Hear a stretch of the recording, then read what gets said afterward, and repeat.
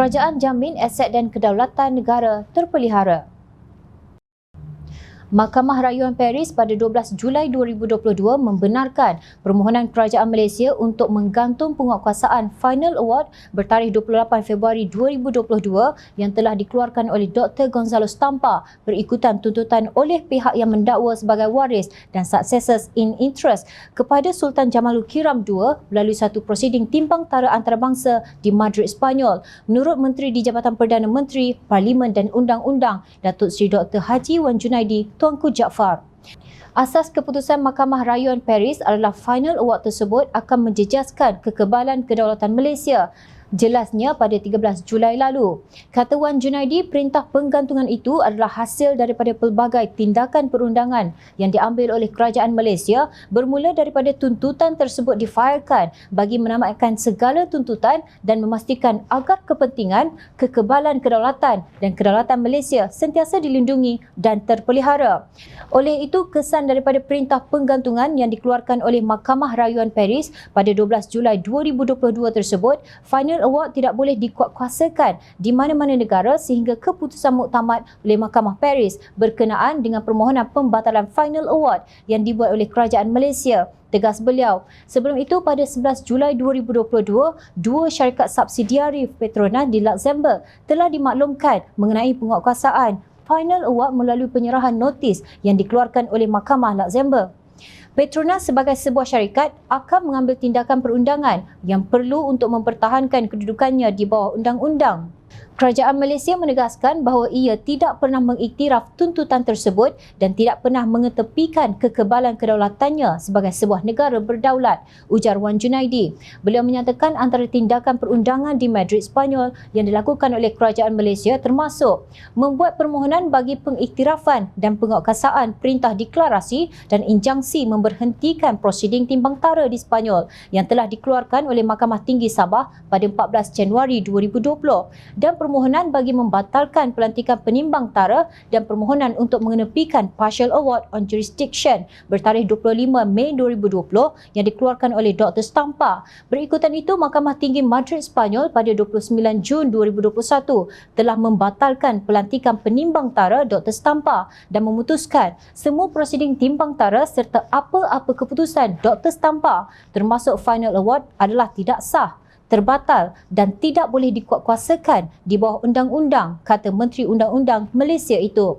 Menurut Wan Junaidi, Dr. Stampa tidak menghormati dan tidak mempedulikan keputusan mahkamah di Madrid, tetapi sebaliknya memindahkan tempat prosiding timbang tara ke Paris. Seterusnya, beliau berkata, penuntut bagi pihak waris Kesultanan Sulu telah memperoleh perintah executor secara ex parte daripada Tribunal de Grande Instance di Paris, Perancis dengan mengiktiraf Partial Award yang dikeluarkannya dan membenarkan Dr. Stampa memindahkan tempat prosiding timbang tara ke Paris pada 29 September 2021.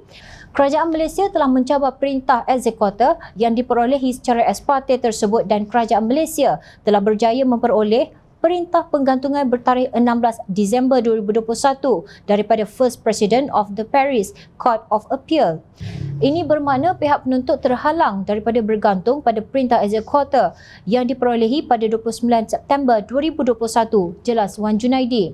Bagaimanapun, kata Wan Junaidi, bertentangan dan bercanggahan dengan perintah penggantungan berkenaan. Penuntut berpendirian bahawa perintah eksekutor tersebut berkuat kuasa dan Final Award telah dikeluarkan di tempat timbang tara di Paris, Perancis.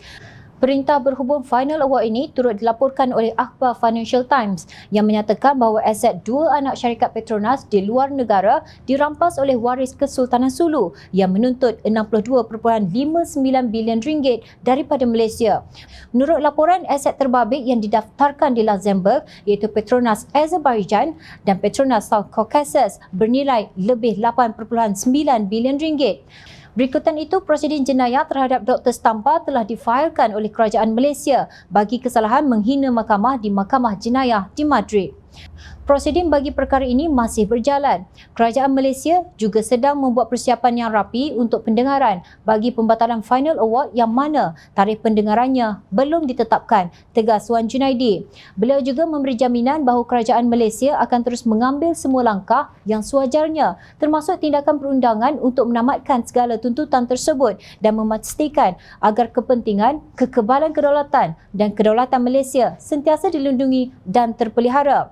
Final Award yang dikeluarkan di tempat timbang tara di Paris itu jika dikekalkan dan berkuat kuasa akan menjejaskan kekebalan kedaulatan Malaysia. Justru John Channel mengajak semua rakyat Malaysia berdoa tanpa prejudis dan kecenderungan parti politik. Semoga Allah Subhanahu Wa Taala mempermudahkan segala urusan kerajaan Malaysia untuk terus mempertahankan kedaulatan negara kita. Amin.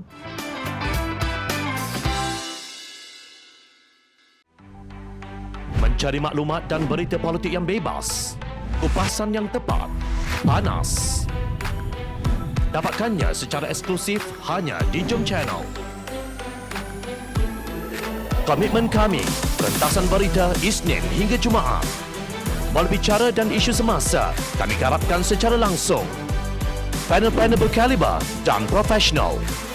Interaktif, pandangan anda kami raikan. Jangan lupa bersama kami di setiap hujung minggu dalam edisi khas mingguan. Jom Channel, moving forward, sharing a new experience.